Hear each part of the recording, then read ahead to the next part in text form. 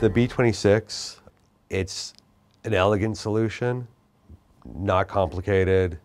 It's like you took it right out of a console, very easy to use, laid out perfectly, incredibly clean, incredibly accurate. It's the piece of gear that you want on that front end where it does its job and it does it so you don't have to think about it. And I compared a lot of different monitoring sections.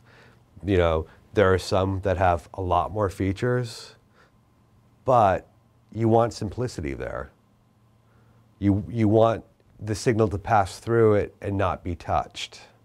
It's incredibly accurate. The op amps, the discrete op amps that you guys built are beautiful.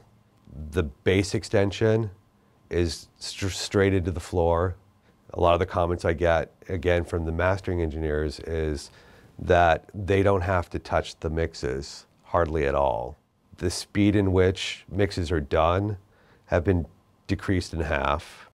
When you boost or cut on an EQ, between the Burl and the sound treatment, what you hear is what you get. And so there's no more formula in my head. I just trust my ears. I don't have to go, okay, I'm cutting here, but I know that the room it's not really accurate, so I have to compensate. There's literally no more guesswork. The translation is phenomenal. From small speakers in a laptop to a big sound system, there is no difference. It's just a matter of hearing more resolution.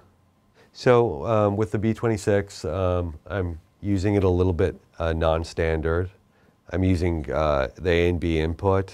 A goes to my mains and B goes to my subs. And the reason why I do that is because I want to be able to turn my subs off. And then on the studio side, I use it for tracking.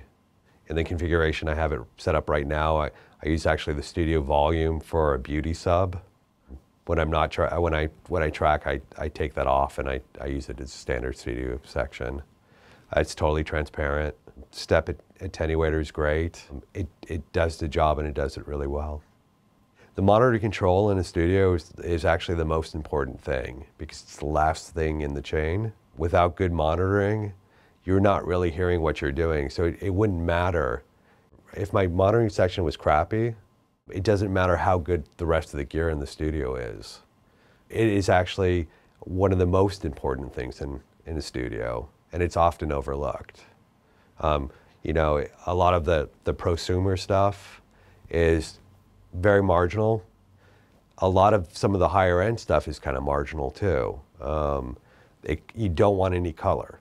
You want it to be as clean, as silent, as pristine as possible, and not super complicated, because you don't want to have to be pressing a bunch of buttons to get to where you want. Plus, you don't want it playing with your levels. What you put in is what you should get out. And that's what the Orca does. And it does it very well. There's always been those special pieces of gear. You know, the gear of the past that you seek, you know, now. Burl is like a modern day version of that gear that in 10 to 20 years, people are going to seek out because Burl audio has soul.